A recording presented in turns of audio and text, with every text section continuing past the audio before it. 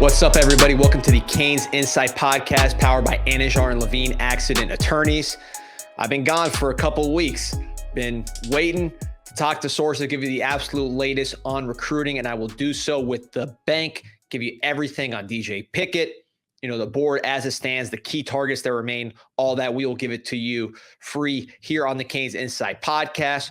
First, want to talk about some folks you could always take to the bank. That's Anijar and Levine Accident Attorneys. If you or someone you care about has been injured in an accident, dial 1-800-747-FREE, 1-800-747-3733. Take back control of your life. Anijar and Levine, they don't get paid till you get paid. All right, Pete, jump in here. So, like I said, I've been in the mountains, been running around the High Sierra, went through Merle Haggard Boulevard in California, in Bakersfield. So been around, service has been spotty, wanted to land, get everything together, and really just try to jump into the latest on recruiting after this wave of commitments, the lay of the land, where it's really getting focused at this point as we gear up for the season. So, I'm sure the question you're getting, Pete, you tell me, DJ Pickett, right? There's a crystal ball that just came in, right? Yeah, Steve Wiltfong just put Oregon, literally 2 minutes now before we recorded the show, and I, alerted you of that. And obviously you're talking to, people on the Miami side. So, and then I'm getting people DMing me, asking me about it. So this is one of those texting me. So this is one of those recruitments people understand and know. You're talking about the elite of the elite here. And this is the attention that it brings, right? So what are you hearing on Miami side here? Look, I saw the crystal ball. I know Wilfong does a great job, and the only one that really knows what's happening is the kid, right? At the end of the day, we learned with David Stone last year, where he is telling everybody he was going to Miami. His family thought he was going to Miami, and he picks Oklahoma when he gets on the stand. So who knows? What I will say is that as I sit here today, based on the absolute best information that I can get, I think Miami feels very confident that they are right in this. If you ask me, based on all the information I know and just some of the facts on the ground regarding his relationship with UM, the need at the position, the distance, and this is someone who goes to Oregon quite frequently. My dad is from there. That's where he went from Cuba, so I know the culture shock between Florida and Oregon. I would personally pick DJ Pickett to go to Miami. Now, the truth is no one knows, right? That is what I'm just saying based on the information I have and, way too many years of experience following recruiting. I could be wrong. Obviously, Wilfong's got great sources, but I do know, talking to folks around Miami, there are no white flags being waved or even close to being waved. I don't sense nervousness. I sense a confidence in the relationship and what they've done to this point on the recruiting process, but it'll be a very anticipated announcement at 7:00 tomorrow. We will give you the latest reaction here on the CanesInSight podcast. But I'm not freaking out, and I don't sense anybody down here is freaking out as far as DJ Pickett's decision. They've done everything they can, and again, me following recruiting for a long time, I would think Pickett will go to Miami.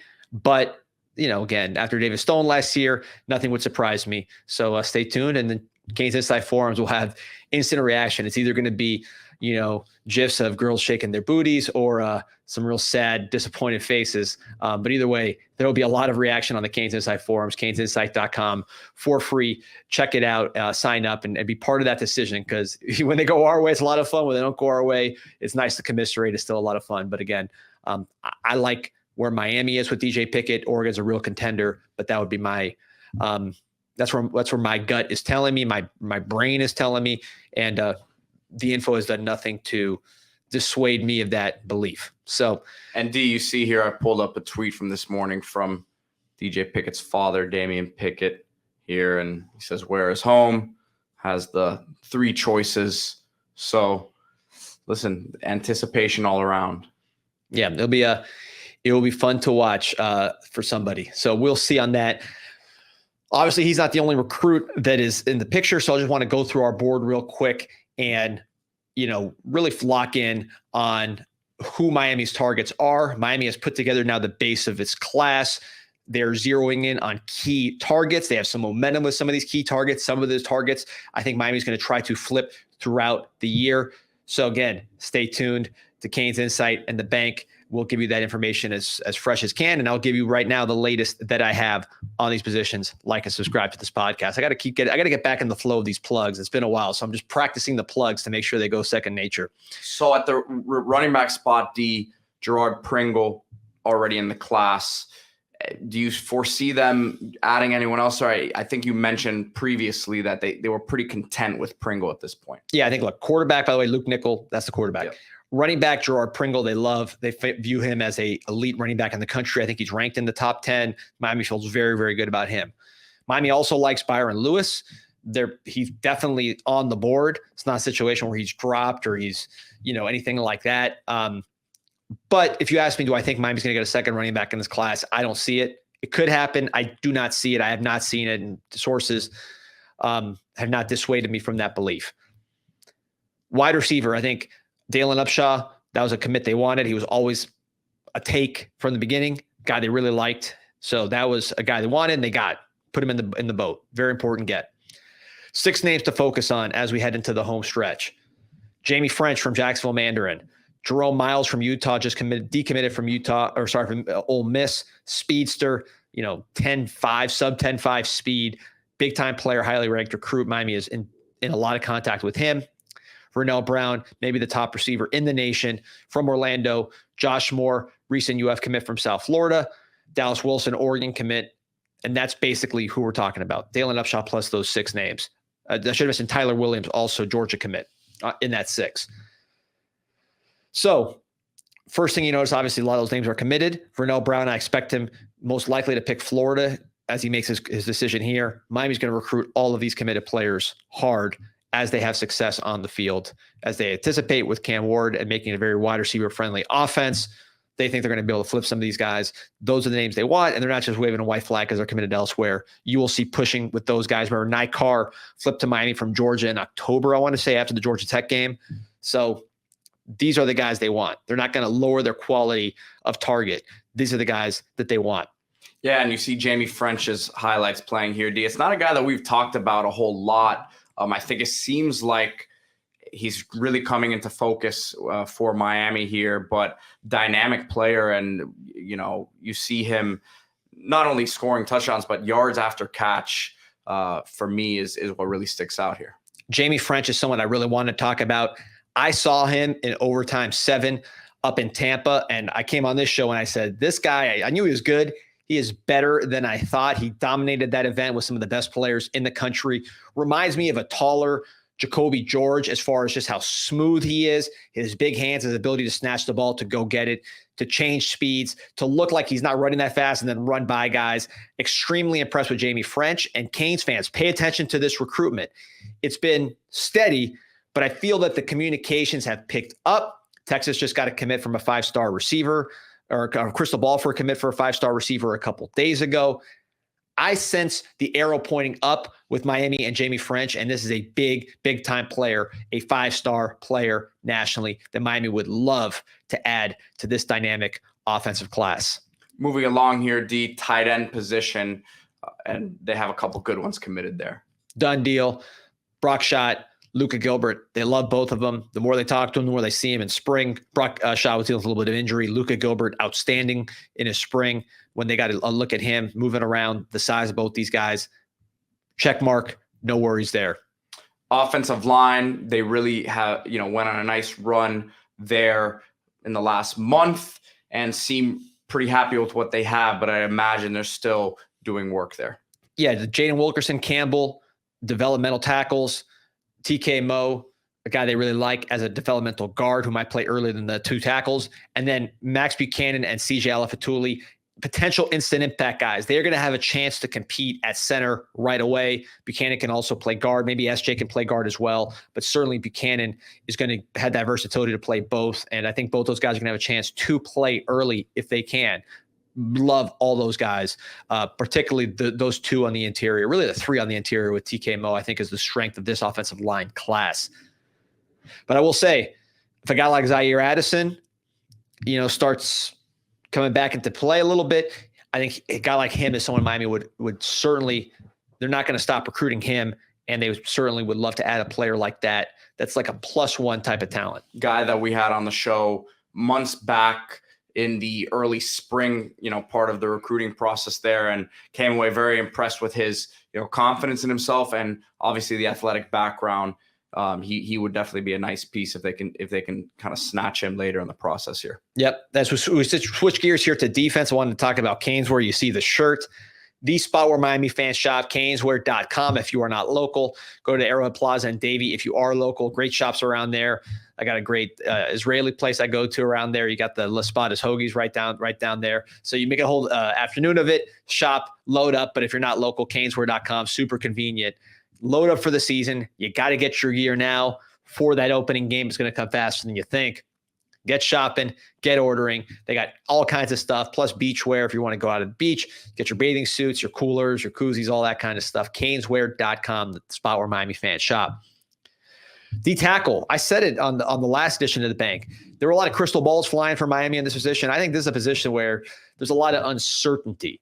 And kind of like receiver, you're going to see a lot of these guys continue to get recruited. Justin Scott, a guy that was committed to Ohio State for much of the process last year, flips to Miami during the season. I think you could see some of that. Armando Blount committed to FSU. He was flipped during the season. So again, I think you're going to see a lot of that in this process. Myron Charles, FSU commit from Southwest Florida, major target. I expect them to continue to recruit him. Jarquez Carter, I'd predict Ohio State for him as of now. I think Miami will continue to work him. Elijah Griffin committed to Georgia. If they have a good season, I think they're going to continue to they will continue to push there regardless, but if they have a good season, they'll have more juice there. Walter Mathis, his good friend from Savannah. I think LSU is the favorite there, despite the Miami crystal ball from some sources. I think it was on 3, put him at Miami. But I'm thinking LSU for Walter Mathis. They'll continue to recruit him. Derry Norris committed to Georgia Tech. Again, I think Miami will continue to recruit him. And some other names may emerge. That's a fluid position. That's probably the most fluid position of all these ones I've just gone through. One position where they could be adding soon, D, is the defensive end edge spot there. A guy who Miami has prioritized for a while here. Yeah, Yossi Epinesa. That's a Miami, Utah, Iowa battle. Deep Iowa ties. Pretty much his whole family went there, including his brother, who's a defensive end for the Buffalo Bills. This is one of the best players in the country, 5-star top of the board type talent, elite thrower in terms of the javelin, the shot put, elite explosive power. I believe he plays some basketball as well, plays a little offense, plays defense, blocks kicks, super technical, elite player. Miami has a lot of confidence with what they built with him. They know it's a battle, but Miami's got a great shot there due to the relationship they built with Coach Joe, Jason Taylor, Mario Cristobal. They've worked this one very hard for a long time. There's continued buzz that he is willing to leave Iowa. He wants to make his own path. No better place to make his own path than the University of Miami. Keep an eye on that one. Miami's had a lot of success in the Midwest, including 5-star Marquise Lightfoot, 5-star Justin Scott from Illinois. This guy's also from Illinois, more closer to the St. Louis area than the Chicago area. But I think Miami is in a strong position here. Not a done deal, but this is one of those guys that Miami has circled and zeroed in on. Linebacker and safety, a couple positions here where they have to feel good about what they have in the class, D. Yeah, I think Mario Wallace, they love what he brings as kind of just an overall football player. He's also a nickelback. I think Bryce Fitzgerald was looking like he was going to be the safety of this class, or at least the target. But I think the emergence of Hilton Stubbs, who's just a more complete player, more physical than a Bryce Fitzgerald, I think he's kind of taken that spot. Still like Bryce Fitzgerald. I think he's probably a corner at the next level, but I don't sense he's in the class as of now. Or close to it. I think Hilton Stubbs Amari looks like the safety class at this point. And then as we move along here to corner, obviously we already discussed DJ Pickett, Ben Hanks locally, a big target, and then Jabari Antoine going to be making his announcement here in a couple of days as well. Yeah, with Pickett and Antoine, I feel very confident we will get one of the two, if not both. I think both is definitely on the table. But I feel very confident that you'll get one of those two players at the cornerback position. Again, I think both is still on the table. You could go 0 for 2, but I do not see that. I think those two, you're going to get at least one, again, potentially 2 this week with Pickett and Antoine, but you're at least getting one. Ben Hanks, that one's going to be a battle all the way through. I think Miami's done a lot of good work there, put a lot of effort into that. And, my personal opinion is of these 3 names, Hanks, this might just me personally. I think Hanks is probably the best corner of these 3 names when you look about the length, the production, the ball production, the fluidity, the technique, and then he's tested off the charts as well, speed. Then the only question with Hanks is gaining weight, which is the easiest thing to project once he gets into a weight room and a college nutrition program. I like Hanks the most of this list, but his recruitment's also probably going to be the most drawn out of these three. So I think you land one of the two, possibly two, and then Hanks, you recruit through the rest of the process. So moving on to, I guess, what I would say one of my favorite parts of the bank updates, D, is the updates on the guys on the team right now. Obviously, they're going through workouts and some team stuff without, the coaches really involved. It's that part of the off season, but there's always nice tidbits to pick up on in these sessions. Yeah, and I think one thing that we talked about on the podcast that is starting to come true is when JoJo Trader got here, we talked about him and some of the plays he was making. And I compared him to DJ Ivey, obviously not as a player, different positions, everything else. But DJ Ivey's a long, lanky kid that he got to Miami very skinny. Once he got the consistency of, the way they eat at these programs, the way they lift, just the environment around him, who's already a hardworking kid with a very good IQ and just good, he had everything except for the environment around him to really flourish physically. He gets to Miami, and within the end of the summer, or, a few months, by the end of the summer, he looked like a totally different player body-wise. He went from a skinny kid to a big, long kid. Big difference. With Trader, when I saw him get here, I said, he's got that DJ Ivey kind of lanky body where it just doesn't look like he's tried to put on weight, been able to put on weight, had the luxuries of what you have here in this multi-million-dollar program.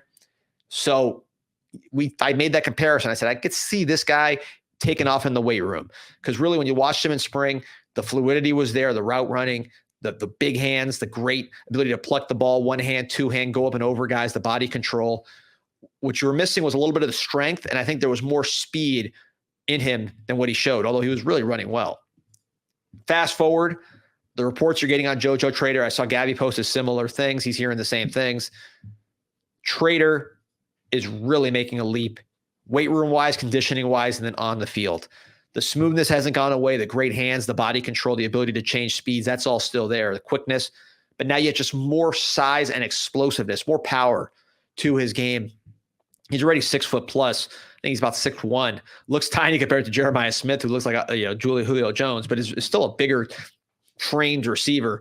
Now the weight's coming on, and it's not just the size and the power, it's speed that he has. He was never a track guy. He was never one of these muscled up sprinter guys. He was somebody who he had play speed. Now the speed's really coming together with the extra muscle and size. Excited about what JoJo Trader's becoming, potential big time receiver for Miami from Dade County.